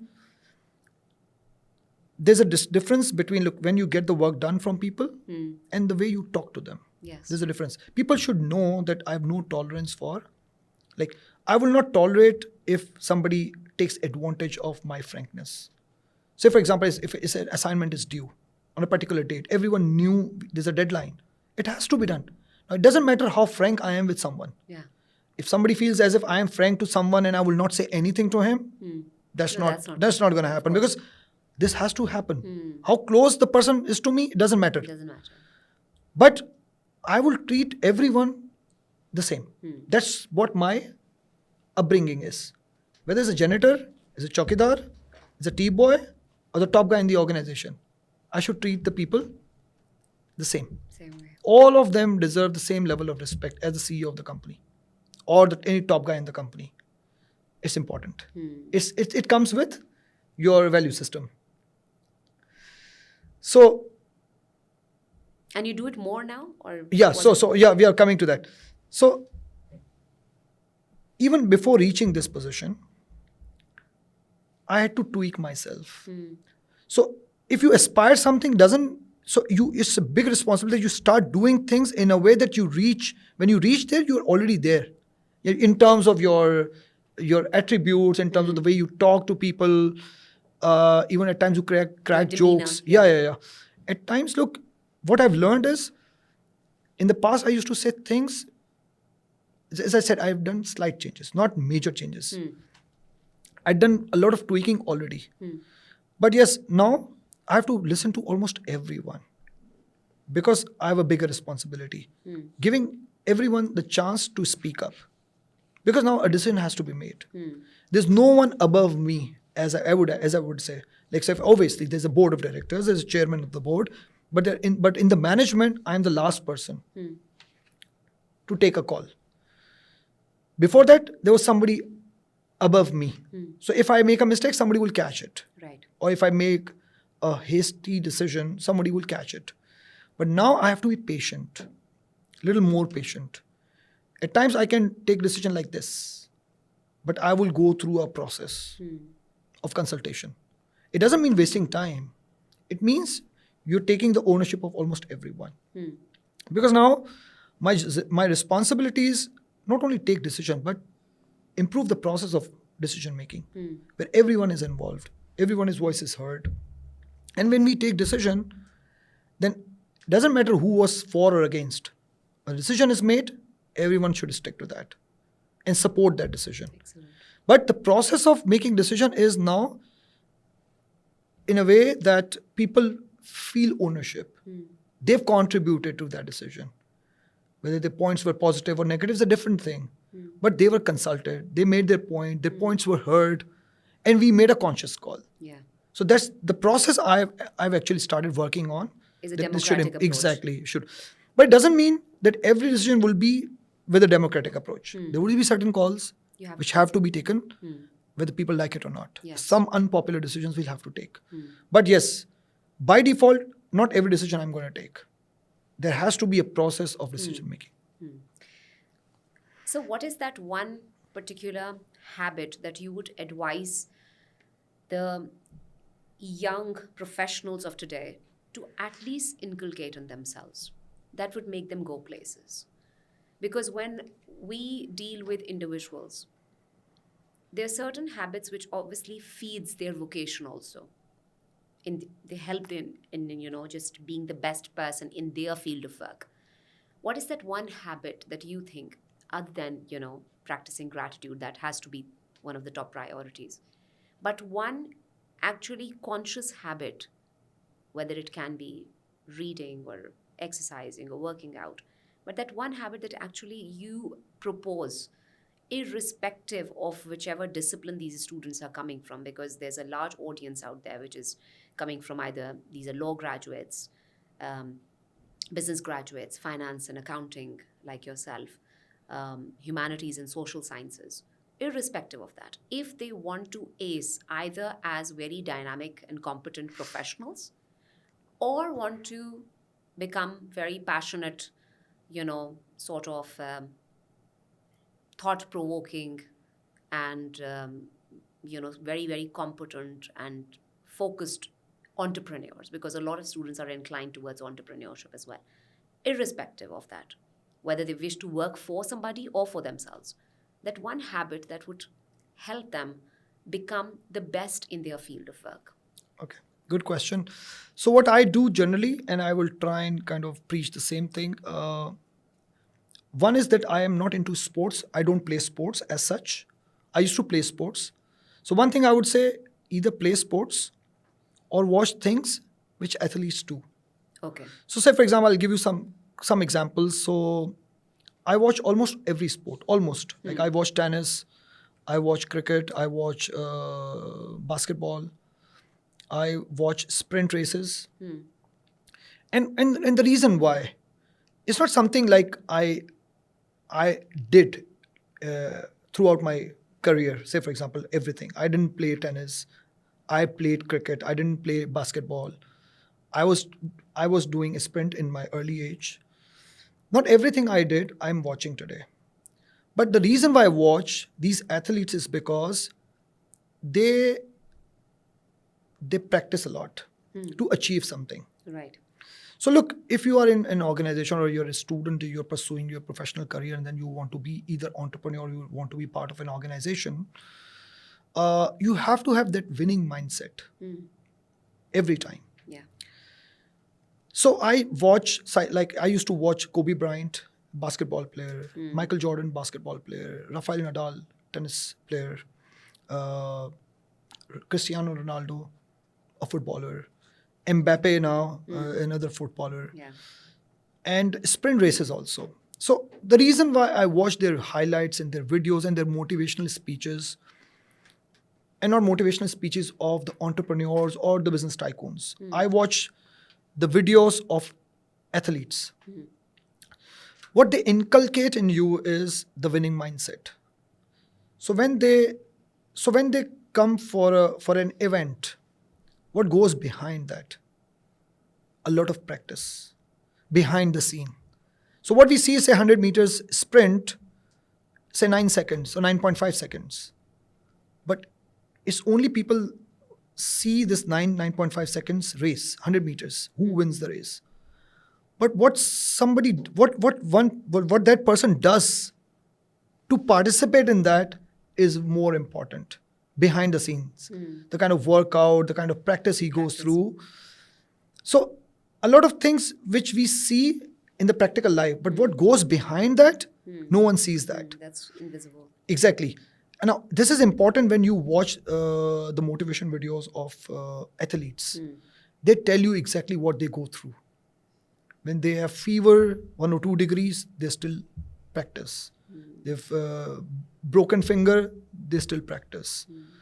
They've got injuries, they still practice. They don't give up.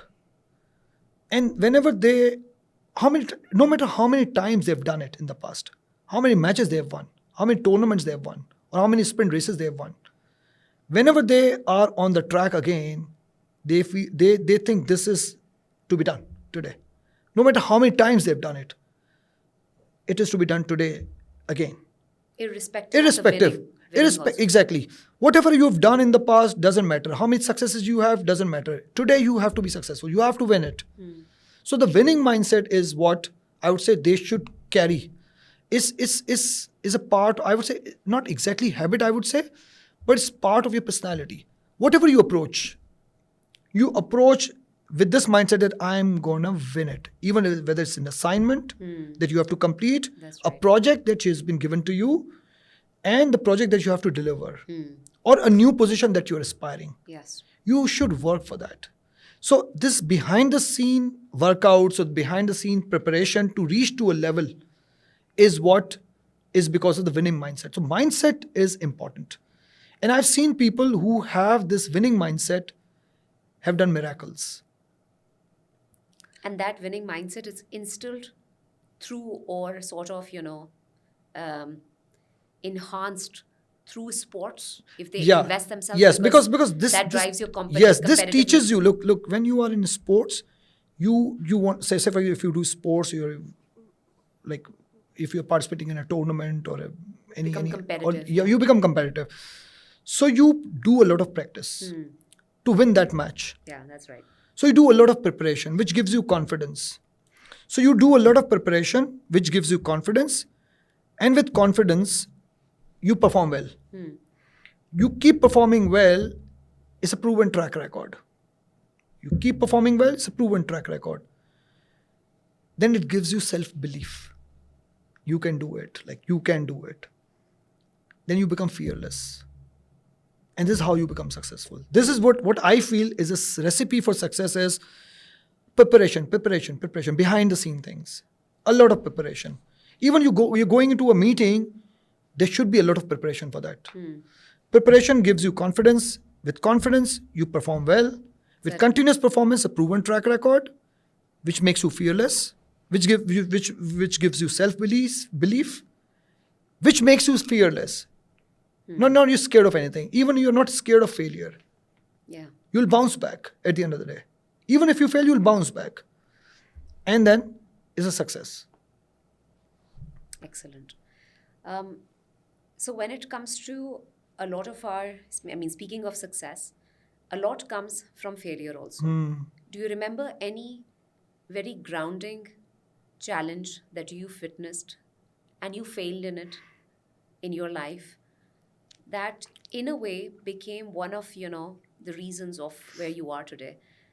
Any biggest failure, if you can speak of or give a brief, and how did you combat that? And how did you today give credit to it? So I think I just slightly touched upon that when I talked about my move to textile. It's a thought process. So when I was pursuing this opportunity, I told you that some people, very, very renowned, thorough professionals in our firm, told me that if you join this textile company, you'll no longer be MNC material. Shell will not hire you. Nestle will not hire you. Coca-Cola will not hire you. PepsiCo will not hire you. Say, for example, Unilever. Because you're part of textiles, a stamp of textile means he is not somebody, MNC. He is not MNC material, right? It actually, it had an impact here. And look, I took a chance, and as I said, it turned out to be one of the best decisions of my life. I took it like, why did not I got an opportunity in MNC? I used to think about a lot.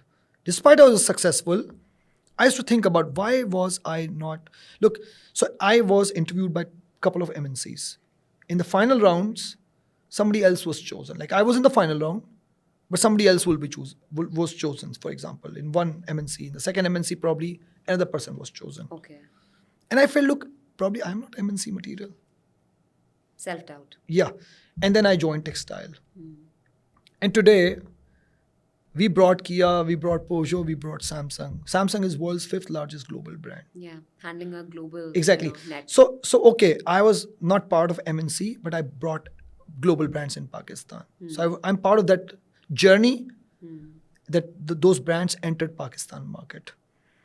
And today, I have no regrets. So yes, initially, I started questioning myself whether I don't come across well in the final interview when it comes to MNC. Right. Or what they see in somebody. Even if I think I was competitive enough compared to other candidates, for example, in my opinion, but I was not taken.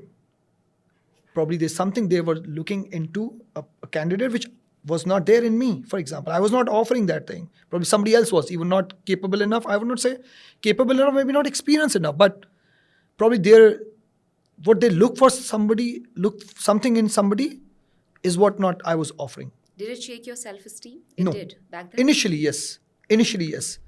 I told myself, Faisal, you probably are not MNC material. Probably it was confirmed by someone also, like he questioned, if you make a move, you'll no longer be MNC material. So I thought probably I'm not. And I made this move, this textile move, because I probably realized maybe I'm not somebody who's MNC material. But you stepped with that thought process. Yes. But what I decided was I would prove everyone wrong. One day, I'll prove everyone wrong It's not MNC material. Probably it was the plan of Allah for me. If I was taken by MNC, I would have been head of audit, I would have been, say, CFO, for example, and That's it. that's it. And happy, say, for example, okay, because in MNCs, compared to entrepreneurs give you freedom to think about things. MNCs give you a program. Yeah. You run that program. If you do anything beyond that, they'll question you. Yeah, certainly. You were given this direction, why did you go beyond that? Entrepreneur will question you if you just follow the path. Yeah. So why didn't you think out of the box? Yes. Why just you followed a path? And I say today, everyone, and I'm proud of it, that I worked for entrepreneurs, worked very closely with entrepreneurs. I didn't become part of MNCs. I know nothing against MNCs, but I think that was planned for me. Today, I have no regrets. Yes, initially I was regretting because I thought I can be very competitive. But when I was not given opportunity, and then I moved for textile, and then alhamdulillah, after that, I got a good path. But today, if it had been MNC only, I would not have reached this far. I reached this far just because I was not part of MNC. And today, I'm very competitive.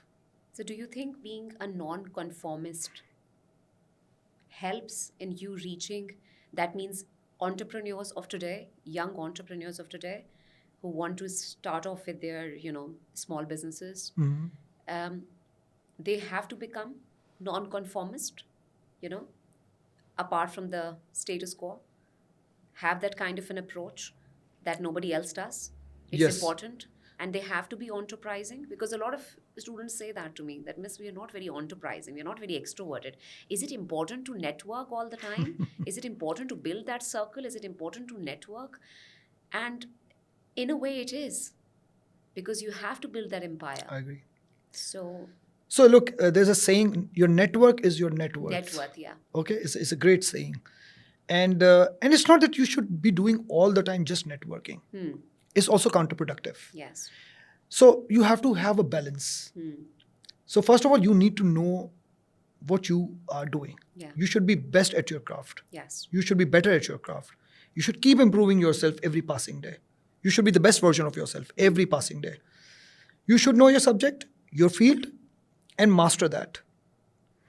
And also do networking at the same time. But it doesn't mean that right from day one should do entrepreneurship. My advice to, even I give this advice to my kids also, when you complete your education, not necessarily you should start the business right from day one. Not necessarily. But I would say don't do it. Have experience of 5 years. You have to be disciplined first. What happens with young entrepreneurs, they're not disciplined. They think they are entrepreneur, they are the CEO as a title. Now they are the last person. They're the best person. Okay? And they have the rights to take the calls. Whether it's a right call or a wrong call, they have no experience of taking the calls. You are able to take the calls when you go through a process of ragada, in other words, in a layman language. Yes. My advice to even my kids is spend 5 years. Labor. Yeah, in different organizations, in one organization or 2 organizations, but from grassroots. Put in all your efforts, learn everything right from the beginning. No matter how you feel is a laborious work. Every work is important. To reach to a certain level, you need to go through this process. Yeah. The important thing is you have to be disciplined. Discipline is one thing, even if you ask for, you ask for one habit, for example, or one skill. I would say discipline in everything you do. It's not I'm saying you have to be robotic. Like everything has to be done like this, 8 o'clock or 9 o'clock or 10 o'clock, it doesn't matter. You have to be organized. You have to be disciplined. You take things seriously. If a task is given to you, you have to deliver it. If you don't understand, go 10 times, ask for it, what it is, until you understand completely and then start working on it. Don't start working on something which you don't understand. First, ask as many questions as you want to ask. But once you've understood it, then start attempting and deliver it on time. So I would say, have a little experience first. Become disciplined. Understand the process. Then only you will be able to appreciate what a person underneath does. Because when you start from here and you don't have experience of what is going down below, Yeah. you will not understand. You will be in illusion.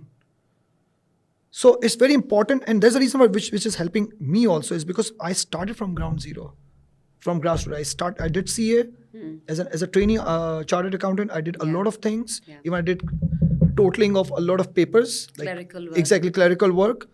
So I was able to appreciate if somebody else does it, how painful it was when I was doing it. So I have respect for the person who's doing it Who's now doing it for now. me, Yeah. because I used to do this. Yeah. And then, so you appreciate little things, difficulties. So you are able to appreciate what people go through underneath.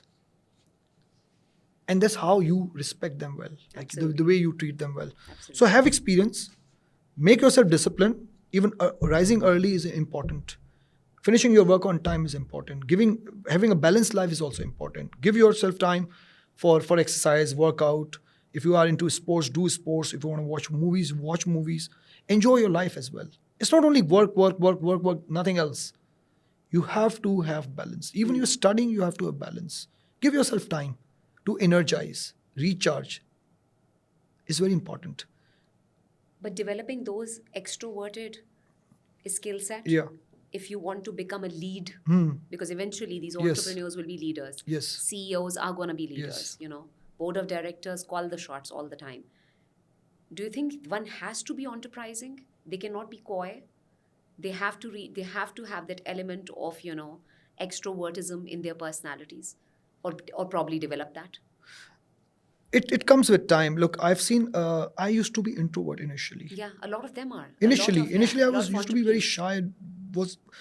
I was probably in a group of people. I was probably was the last person to talk in the beginning. But I overcame that because I knew this is going to be a handicap for me. Yeah, an obstacle for me. It will be an handicap for me. No matter how smart I am, if I'm not sharing my ideas, or not able to. yeah, or I am not able to, or I'm scared of if I say things which people call silly idea or whatever is what, like it's not worth it even. And articulation is Yeah, practice. exactly. So it requires a lot of courage. And you go through a process. First of all, you have to accept it. Look, even if it's a bad idea or it's a stupid idea or it's a silly idea, I have to speak up. At times we don't say things which we believe are silly, but they are brilliant ideas. Yeah.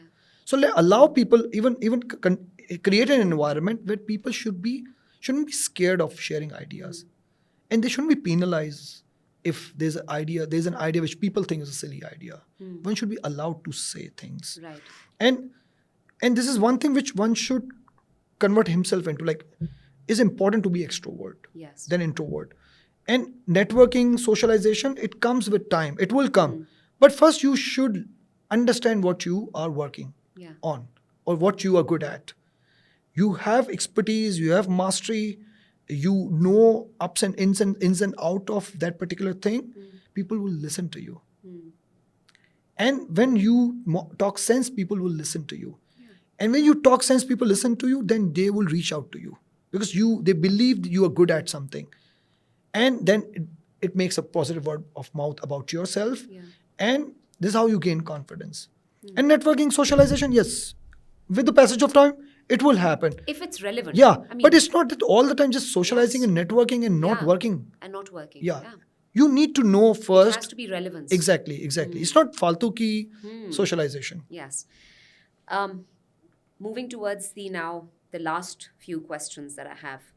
A little business orientated, but also which are very important for our students, because now over the years,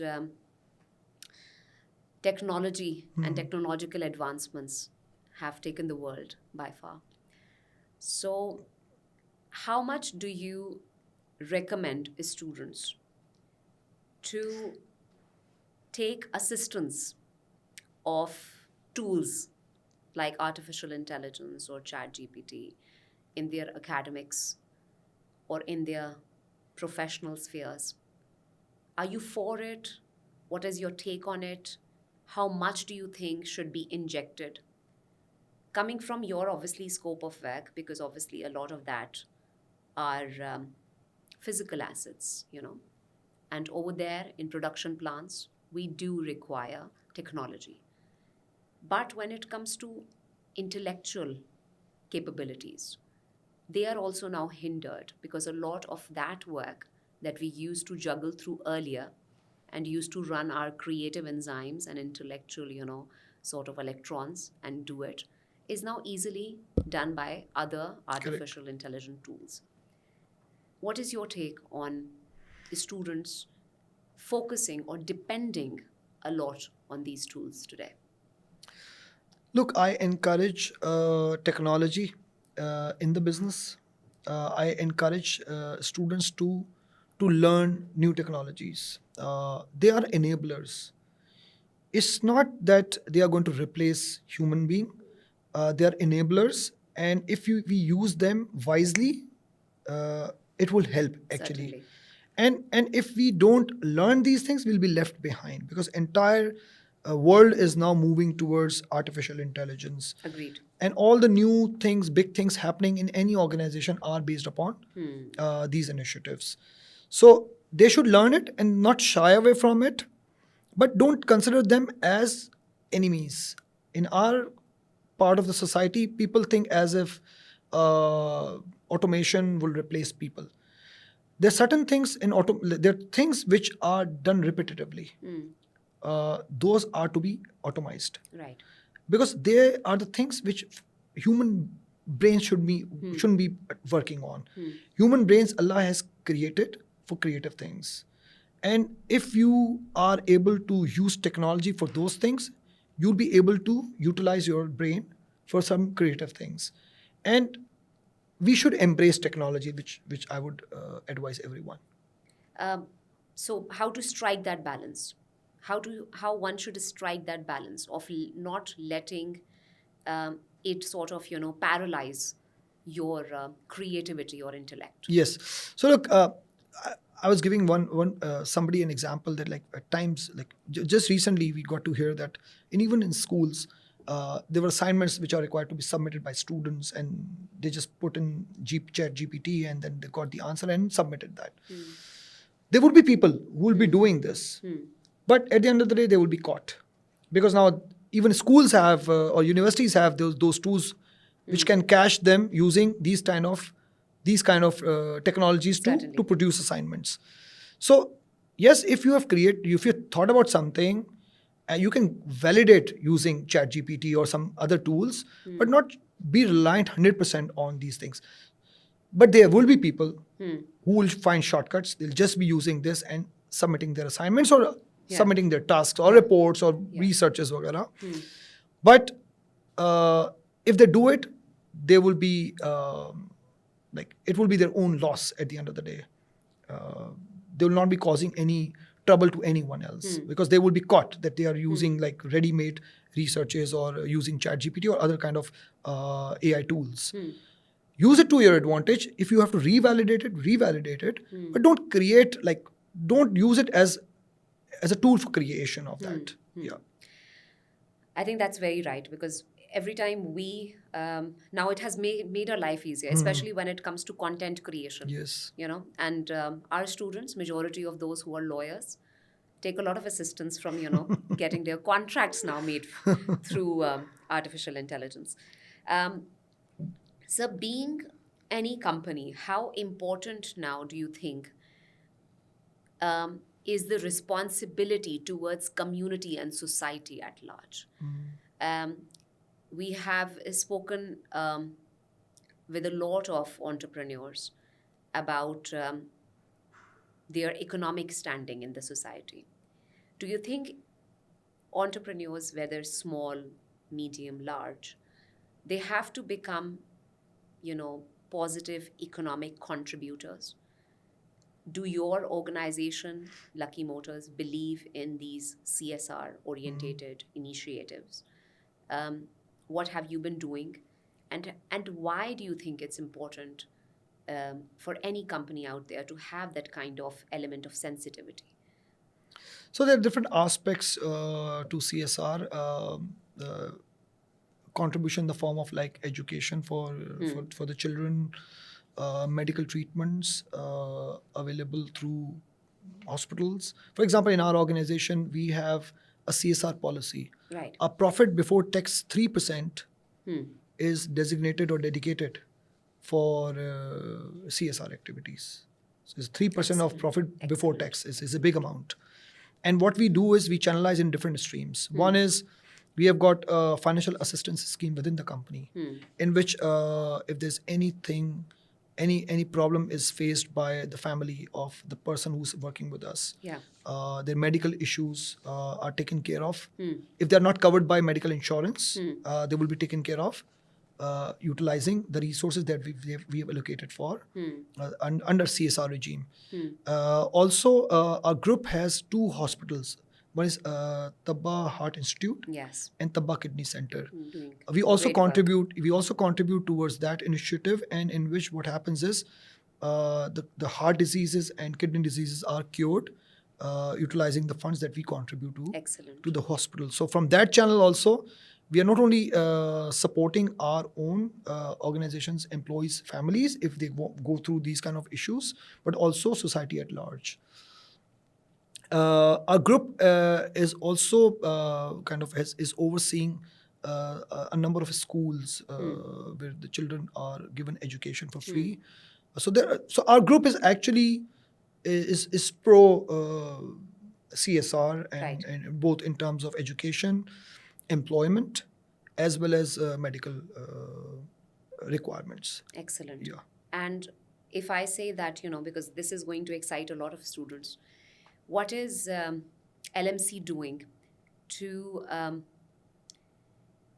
ensure that, these students of today, these current students who are getting training at our end now, get opportunities to come and work as interns, as apprentices in the organization? Is there a program in place? Any internship program that you guys offer? Or what is the current, a sort of a requirement of the organization that if they need an intern, what are the specifications that you possibly look into? Because these will be young students who might be probably in their very first year or second year of undergrad. So what is LMC particularly doing something on those lines? Yes. Or Yeah. So we've got internship program, we've got management trainee program, trainee engineers program. So for internship, if somebody is willing to do internship in our organization, they apply through our portal, through our website, or through email by way of email to our HR people. Yeah. And we try and accommodate as many as we can based upon the requirements or the projects that our different departments are currently having. And probably they do not have people who can pay attention to those works because of the tight timelines and other business requirements, because of the limited manpower that generally we have. We hire interns and give them projects for say 6 weeks. Excellent. Or 4 weeks. Excellent. And they come and they help them achieve complete those assignments. Are permanent designations then picked up from these pool of resources, or are they looked upon? Yeah. So there are two channels. One is that the business schools or universities reach out to us. Excellent. If there's any requirement for the interns for say summer 6 weeks or winters 4 weeks, for example, 2 weeks of winter and summer 4 weeks or 6 weeks. And we encourage, like we take interns by default, like even if there are recommended people from universities or business schools, we consider them, and we give them tasks which our team was not able to or is not able to perform because of their routine urgent requirements, and there's certain things which need to be taken care of by giving special assignments to these kids. Right. Also, we have got management trainee program and trainee engineers program, whereby we hire engineers like the mechanical engineers, electronics engineers, and other disciplines. Excellent. Likewise, the business graduates, law graduates, we take them as management trainee. There's 1 year of probationary period. Okay. When they complete it, we confirm them as our permanent employees. And you guys market it out? Yes. We participate in career fairs as well. Excellent. And when the business schools or universities approach us, If their placement desk approaches us, we consider the placements. Excellent. I will definitely be, Sure. getting in touch with you for that. Sure. Thank you so much, sir. It has been an extremely enriching conversation. One final piece, because I think this will really mean a lot to the students coming from a CEO of your stature. Um, it is very difficult for a student to pick a niche, you know, considering from wherever they're coming from. Miss, and there are occasions where I actually face a lot of, very, very dilemmatic situations where students are on the crossroads. They don't know where exactly to go, which industry to tap, which kind of work is meant for them. Is there any exercise that a student of today or a young professional can do to test or detect their personality and sort of highlight their niche or what they might be good at? Is there any exercise that they can, sort of undergo? Or it's some self-analysis that they have to go through? Yeah. So generally, look, I've been through different tests we call fluid intelligence, psychometric tests. Yes. Where you by virtue of psychometric test, you are able to gauge your own personality. Yes. So they give you questions, and you have to force fit yourself within the parameters, and you're actually able to know exactly what your personality is. So I will give you my example. Like when I was part of Toyota, I went through this program, which was for high potential individuals, like high potential candidates for future leaders in the organization. And it's a group of people, including myself, went through the mathematic test, the psychometric test, fluid intelligence, and all of that sort. Yeah. And we got the scores and also a report about us. So when I read my report, and I could gauge exactly what my personality was reflected on that document, because the questions were so nicely crafted, and they give you just choices that you have to force fit within these. And I had to force fit looking like considering my own personality. So I had to create a document of my own personality myself. Excellent. So these are the tests which are important, where you are able to understand who exactly you are. And these fluid intelligence type of tests give you an impression about your own self, that whether you have high IQ level. Because these tests give you this kind of perspective. So I would say yes, there are tests available. I think we went to Thomas, I think it was branded as Thomas test, CTC report was that. Yeah. So I went through this program, and we carried out this program in our company as well, at Lucky Cement and Lucky Motor Corporation. So I agree with you that it's important that they should be able to gauge what kind of personality they are. Yeah. And that's how they will be able to identify the niche that they can tap.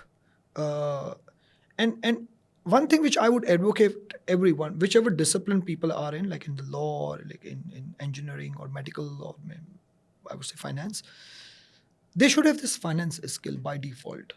Because it's a great combination. Whatever you study, it's okay. Whether you are a lawyer, or you're an engineer, or you're a physician, whatever. If you have this finance thing, because everything at the end of the day Is stats, numbers. is actually numbers. It's an impact. And its impact is calculated only in numbers, in values. And at times people think as if these finance people don't know anything. They just understand numbers, nothing else.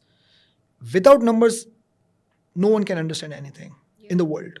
So yes, if you have a combination, whatever degree you have, a combination with finance, not necessarily a degree in finance, but you should understand finance. Because at the end of the day, if you are going to elevate yourself for the future position, for the next position, for the top leadership position, without understanding finance, it's not going to work out. So numbers are. So it's actually helped me a lot. Yes, numbers are very important. This actually qualification and my understanding of numbers and my passion and my, I would say, is something which I would say my forte is. Number crunching, understanding the numbers is my forte, and it's actually helped. And I see today, if I was not if I had not done finance, I would have struggled big time. I can tell you, look, even if I'm not an engineer, but I can run an engineering company or electronics company. But if I had not studied finance, it would have been very difficult. Yeah, yes. because one is technical part, one is a commercial part. If you do not have this understanding of numbers, not necessarily you're a finance graduate or a chartered accountant for that matter. If you understand Numbers, yes. that's it. You need It to should study make it. commercial. It should make perfect business sense, commercial sense. You understand numbers, then only you will be able to to appreciate it. And even scale a business. Correct. A trivial question, sir, applies to every one of us. Should screen time be limited or not? Because I think now it has become one of the biggest, I think, hindrances. It's maleficent also to an extent in wasting a lot of hours. It's educational. The students waste a lot of time in it. But what is your, do you have a set number of hours that you Yes. dedicate to Yes. checking your phone? Yes. So look, I try and stay away as much as I can from the phone. Why All is that? screens. Look, if you're glued to it, you're no good for anything else. Yeah. Because it's an addiction. Addiction. It's an addiction. And if you have this habit of like checking every WhatsApp message, every second it pops up, like you'll end up doing nothing. Because you're part of so many groups. I'm Yeah. part of so many groups. If I just keep using it, I'll keep using it till even I won't be able to sleep. Yeah, your So- life will be wasted. Exactly. Yes. So like we have a bigger cause. There are a lot of things which are Might distract you. Yeah, a distraction. They distract you. So you have a quality time, like as I said, physical activities are very important. Your health, food is like your food intake is very important. Your sleep is very important. So you should have a good night's sleep. You should have good night's sleep, and there should be restriction on screen time. It should not be open ended. Like there's a time when I would say, okay, now it's bedtime. It's over. There's a time I will use it, but bedtime, it's over. Now, But I'm not going to use People are it. reading books on it now. So do you recommend organic reading through a book? I'm of that school of thought that who likes the physical book Physical as book, opposed to yes. electronic. My attention is attention span. Electronically reading books is not very But do you good. think reading is a very powerful skill It set is. It is. to inculcate? It is. It is very good habit. I think I don't read a lot. I read, if whatever I read management books, but I don't read a lot. But whoever reads, I've seen wealth of knowledge, Yes. and definitely I would say it's a powerful tool. And So for- reading is a very good And for habit. lawyers out there, it's like They you have to read research it. and Yes, yes. They're, So they're doomed if they don't. they have to, like, Yeah. if they don't read it, means there's a problem. Yeah, there's an issue. There's a bleak chance that they will succeed in their succeed. profession, because in their profession this is what it is. I'm so glad you said that. I'm so glad. Thank you so much, sir. It Pleasure. has been an absolute pleasure. Pleasure. I had a lot of more questions to ask, but I was obviously constrained by time. But I hope I did justice. No, absolutely, and it has been thrill. I tried to make it as easy and comprehensive for the audience out there also, because where you're coming from is a lot of these are a lot of intricacies that you deal with on a day-to-day basis. Coming down on a level where you are actually narrating the entire story to the students and teaching them the essentials and the aesthetics to live a life, I think that means the world to us. So thank you so much for your time. It Pleasure. has been an absolute pleasure. I will obviously be getting in touch with you for a Sure. lot of other collaborations, but it has been a super blissful conversation that we had. Thank you very much. Thank you so much to the audience. I hope that from the very first inaugural episode of the CEO Lounge, you learned about the essentials of living a life, which will help you train your acumen, develop a demeanor that is meant for success in your field of work. I will see you in the next episode. There will be a lot of interesting personalities that will be joining us that will take you on a ride to their journey of success. So join us in the next episode of the CEO Lounge. Take care.